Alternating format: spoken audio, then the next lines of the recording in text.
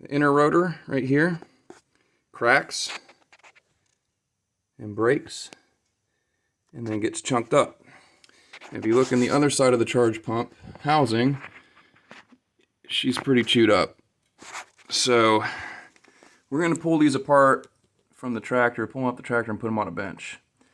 And we'll take a look.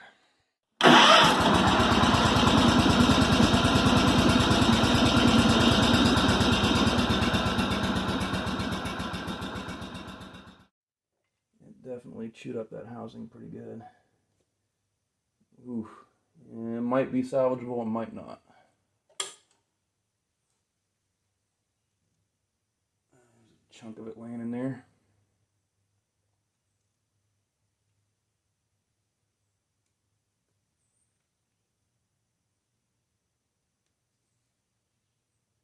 So if you look at the other mating surface, it'll be here where it goes into the hydrostat. You can see the scoring, chunks of metal and scoring and stuff. Yeah, that's not good. Okay, now that we've got these parts over on the bench, let's take a further look. So we were looking at it from the back side like this. You had the two lines coming in here, and then the main suction line over here. And then you've got a cap on this side, and I believe there's a filter in here that helps prevent debris from getting thrown into the system here. It's like a pre-filter. But what we have in the actual moving part of the assembly, the actual part that broke, is this. So you have this cast housing here that's been machined for the outer rotor and the inner rotor. And you can see that the inner rotor is just chewed up and broken in bits. This chunk here was actually sitting on the hydro side of the pump, or the hydro side of the charge pump. Yeah, so they fail, from my understanding. One of the reasons that the original units fail is that the shim thickness here, which determines, there's a shim right here, which determines the interference fitment between the face of the rotating assembly and this side of the charge pump, and then between it and the other side of the pump, which is on the hydro side, it's on the tractor. So these are very precision machine components, and in order to get the specific clearance that's needed to create hydraulic flow and pressure, but also prevent excessive wear, you know, you don't want these getting sandwiched in there and then being so tight of a fit that they score and wear. But you also don't want it to be too loose. So what they do is they machine them all to, you know, some tolerance, and then they put in a shim here, which is a very, very, very thin shim. Like, probably like half a thou or something. I don't even know what it is. So I put a new shim in when I did this one. It just calls for one. But what I might do, and here's what we have to figure out. We have to figure out if we can salvage any of the hard parts that don't come with the kit. So when you buy just the charge pump gerotor, so that's what this is called, the gerotor. I think I'm saying that right. I don't know if it's a hard G or a soft G. You'll get this, and you'll get this as an assembly, like that. You won't get this, and you won't get, obviously, the hydro on the other side.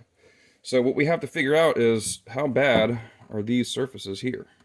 Are they so scored up that we can't reuse it? And if I remember correctly, I think on this one I actually replaced this whole housing.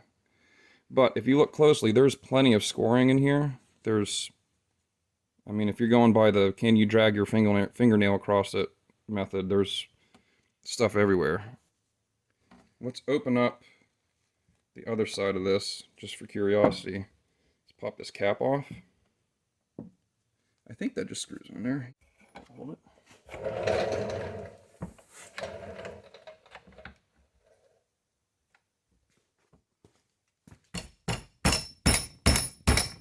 No? You want to move?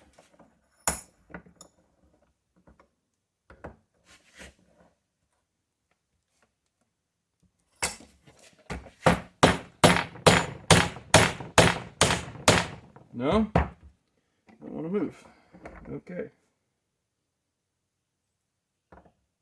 Well, I do want to pull this out regardless because it's got a filter on it. So let me see if I can grab it another way and hit it with a socket. I just don't want to damage the housing, which is kind of why I set it in there that way. You've got ports everywhere on this thing. Let's see. That probably won't hurt anything.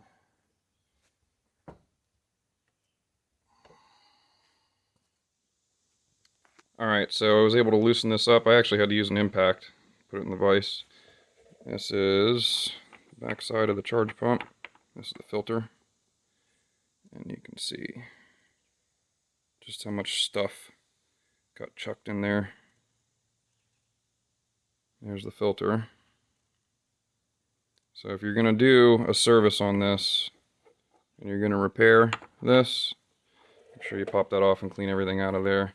You can get a new filter, and you can get a replacement assembly for this.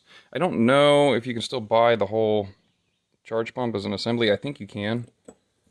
It's pretty expensive though. I think this is about 150 bucks just for these machined parts right here.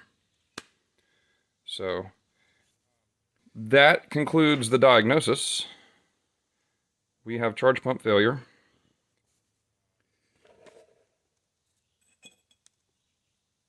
Confirmed because obvious signs of complete and utter destruction. It cracked, it got hot, it broke, it scored, it threw chunks everywhere. So now what we have to determine is, can we salvage any of these components? So let's take a closer look at the parts that won't be replaced and see what we think. So here's the filter assembly. Wipe this guy off.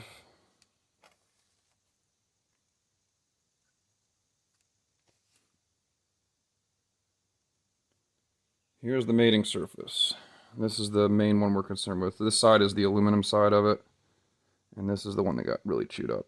So there's a pretty decent one there. And the biggest gouge is, I think, right here. I think that's probably where the first chunk came off and just grenaded it. The best thing to do, if you notice a lack of hydraulic pressure on these things, or hydraulic movement, the best thing to do is just not run it at all. Because the more you try to spin this splined rotor, the more it's going to chew up these inner splines here until it just breaks apart. So if you notice that you're not getting any movement, that's probably where the problem is. And the sooner you stop messing around with it and trying to get it to move, the better. Because it's just going to continue to wear in here and throw those chunks around. I'm thinking I might be able to just resurface this on a flat piece of glass, kind of like I would do a cylinder head. Since it's aluminum, it should be pretty easy to machine flat again. I think I'm wondering if there ends up then being an interference of any clearances in here.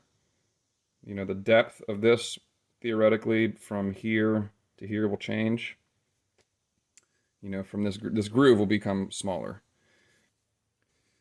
But the way that it sits in there is like this, and the moving part is in here, like that.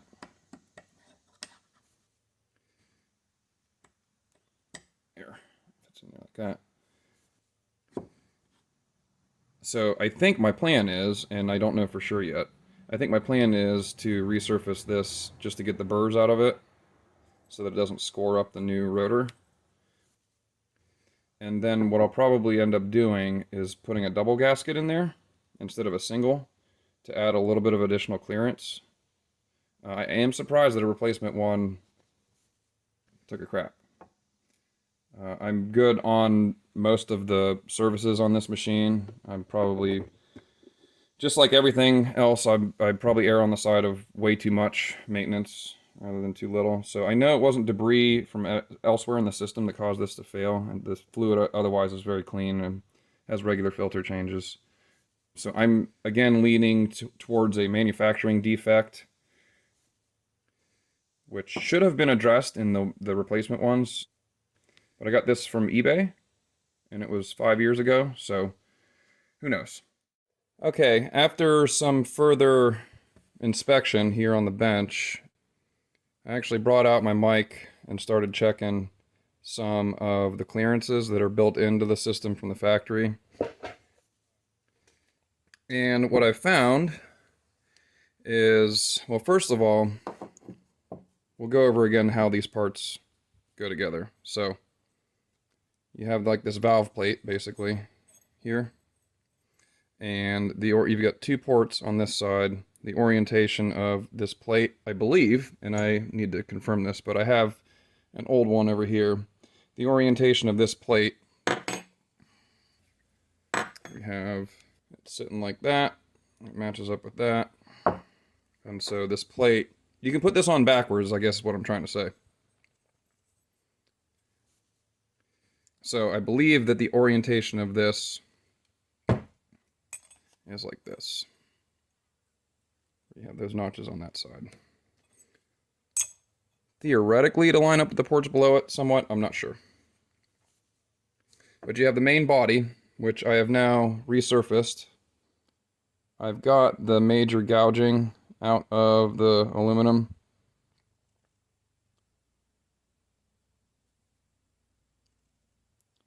In an attempt to reuse this.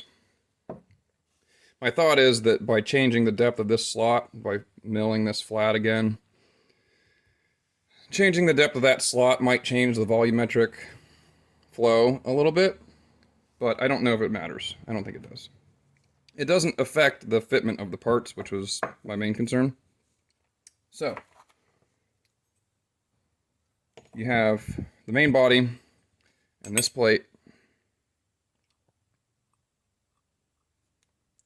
and then you have the outer rotor, and then you have what would be the inner rotor here, which has fallen into bits.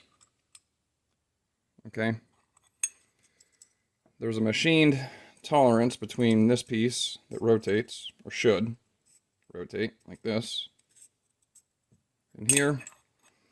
And you also have a machined fitment in depth. So the thickness of this plate and the thickness of the moving parts, which include this outer rotor and the inner rotor that's splined, the fitment of those parts without a shim, and I'll confirm this here with the mic, with no O-ring on the back, everything flat, you can drag your fingernail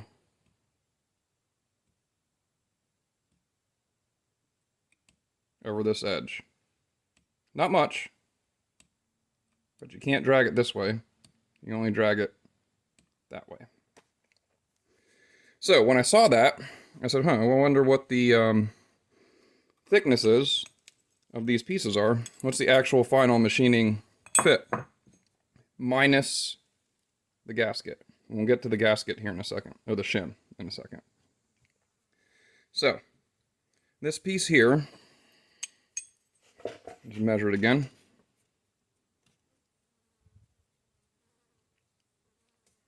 Right about there. I'll measure it in a couple spots.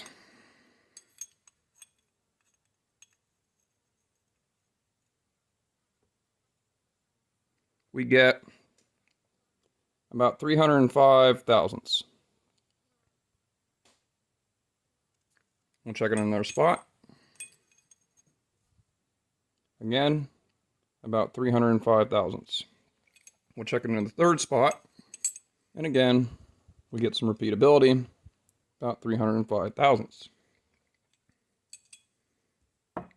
So, this is 305 thousandths thick.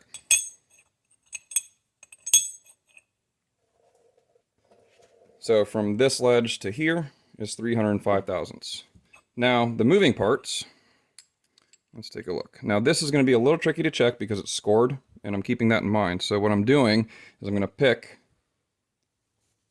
a surface here that is somewhat smooth and not scored. So here's a pretty good one here. We get about 305 and just a hair over.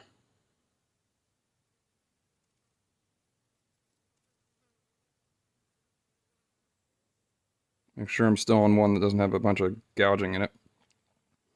So we have 305 and a half. Okay, let's check another spot. That one's coming up at 306. So I'm going to check a different one.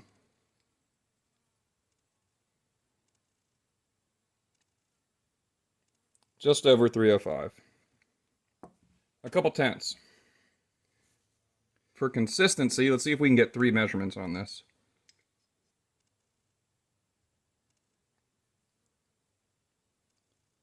Just a hair over. So, this one is a little thicker than this one, which is why I could drag my fingernail across it. Not by much. I'd say probably by 3 to 5 10 thousandths. It's not much. And then you have the other piece, which is the rotor itself, the moving part. Well, the other moving part. And this face here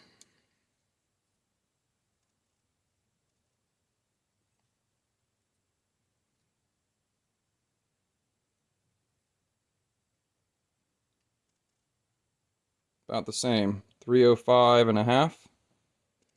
So they've machined this to 305. They've machined this to about 305 and a half, maybe 305 and a third. So that when you put these together and you put something flat against the back of it, and the flat part that completes the sandwich is this. This is where it sandwiches into. And it's flat against this surface, and you can see the scoring here. I've sanded it down so it's not, just to get the high spots off it. When those sandwich together, they are an interference fit.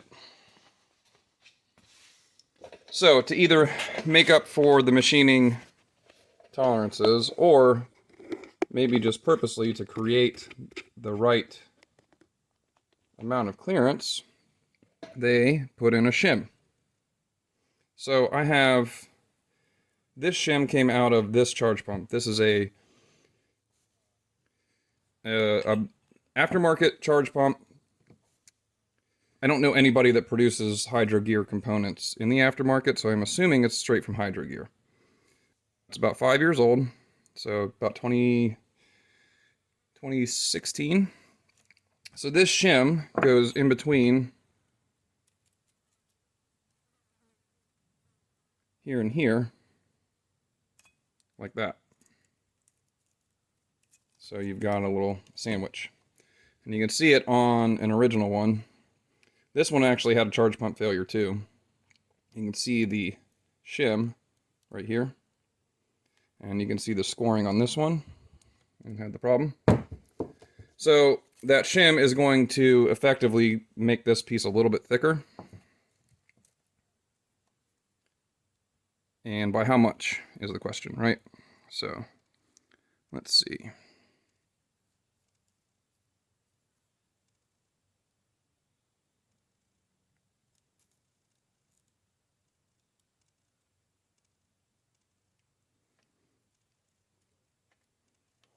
Looks like about 2 thou, maybe 1.5. Let's check it again.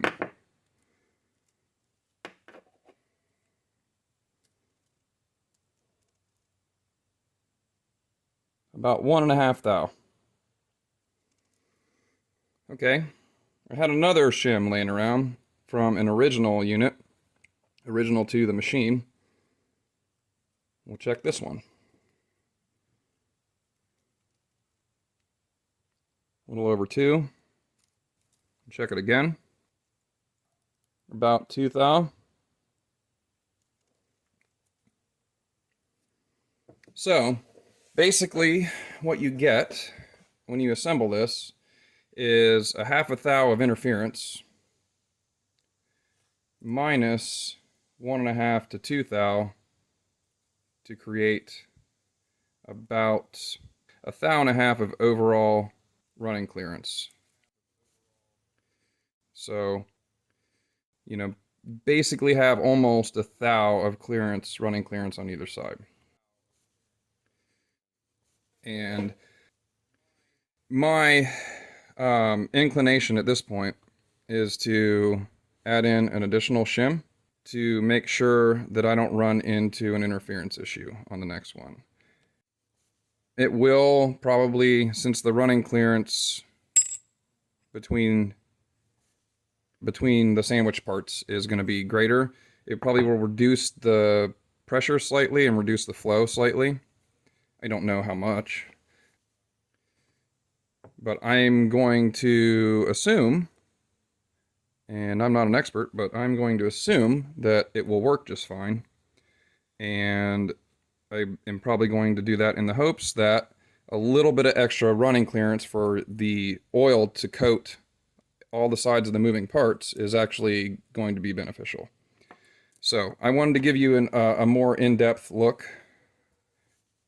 of what running clearances they have, and kind of, you know, give you my theory on possibly why it failed. I don't know for sure why it failed, whether it was contamination from somewhere else in the system, or another issue is possibly bad metallurgy in the parts. You can see when these rotors are a complete piece that they